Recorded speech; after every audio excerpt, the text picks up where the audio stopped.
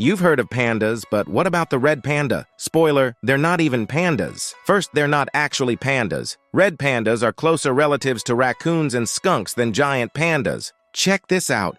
They have fur-covered paws to keep their feet warm in the snow, and their tails, they're like built-in blankets they wrap around themselves. Even though they're carnivores, red pandas eat mostly bamboo.